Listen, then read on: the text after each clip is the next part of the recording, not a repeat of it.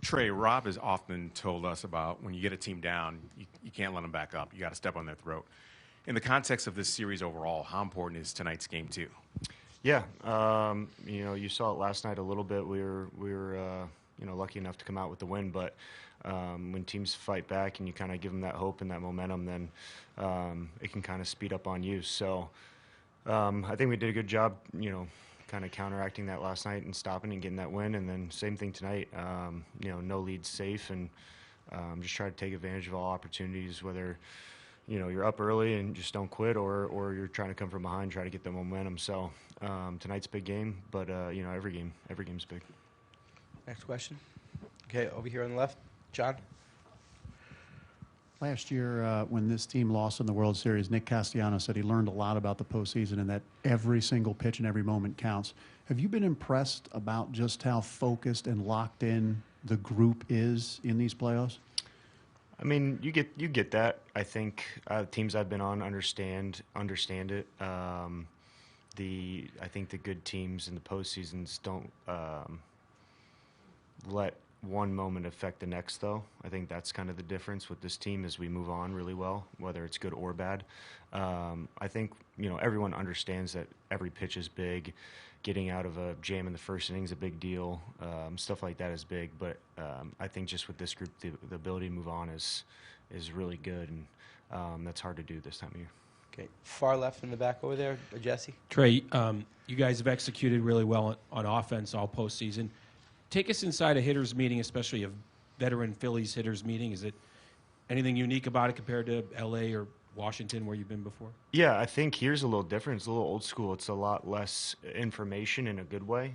We have all the information. We have everything we need.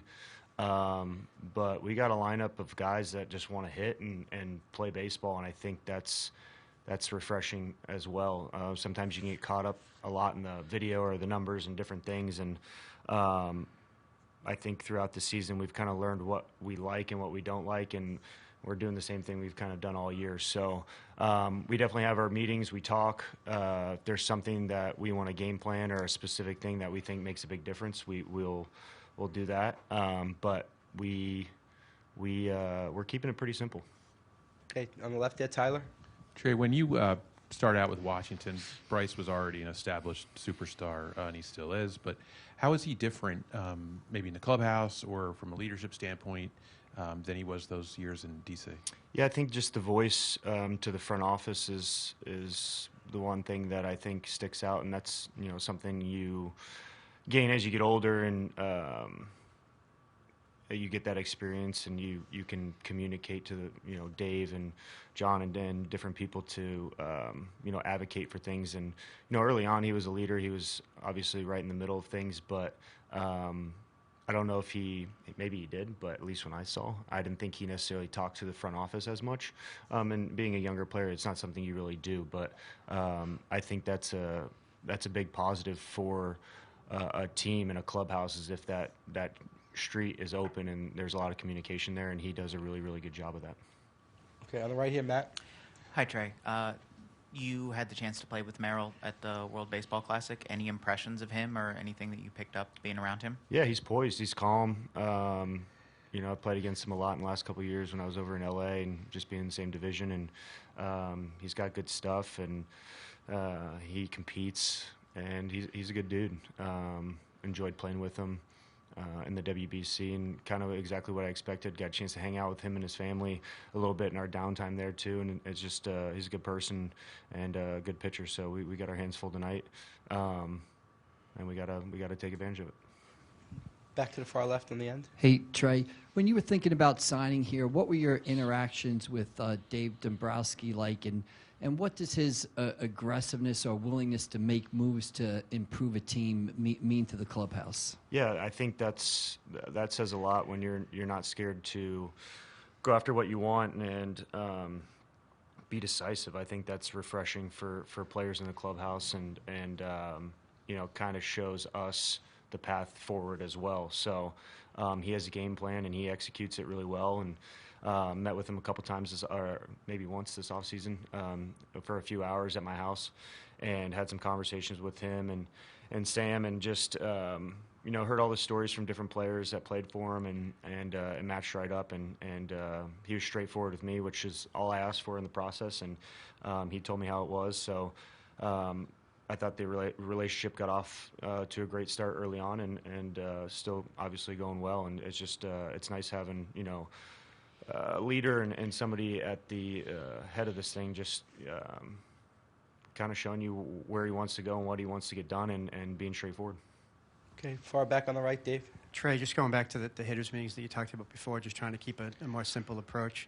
How much does Kevin Long play into that? I mean, he's probably a little bit more of an old school guy in that regard. Does he help with that, or what is his role involved with that? Yeah, he's kind of, like you said, he's an old school guy. He's done that throughout the times I've had him. Is don't overthink it, keep it simple, get a good pitch to hit, and put a good swing on it type deal. And sometimes we forget that, especially with all the mechanics and everything. But especially this time of year, you're out there competing. It doesn't matter if your swing's perfect. It doesn't matter if you struck out in your first at bat. It's what are you going to do about it, or what's going to happen next. So I think with him leading us offensively, it's really good this time of year, and keeping us simple, keeping us focused on the present, and just trying to take good at bats, make good at bats. And if you get out, you get a line out, whatever it may be, you should be proud of that and happy about it, and kind of root for the next guy up.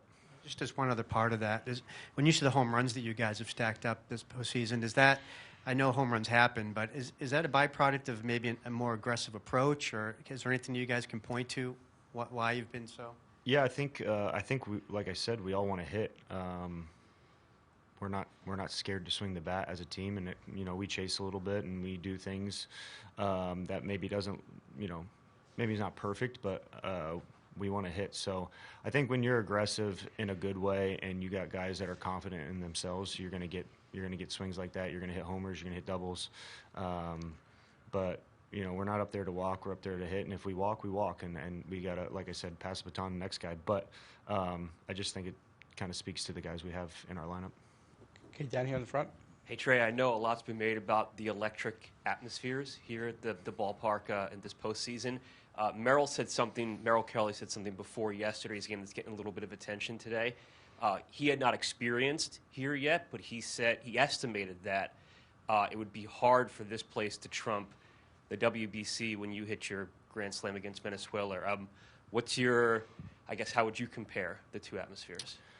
I mean, both loud. I think domes are a little different. Sometimes they're pretty loud just because of the roof being closed. But as far as atmospheres, I think this one's just it's different. It's a little more hostile and a little more engaging, and I think he can maybe tell you after tonight what it's like, but I wouldn't put anything past our fans. Our fans have been unbelievable.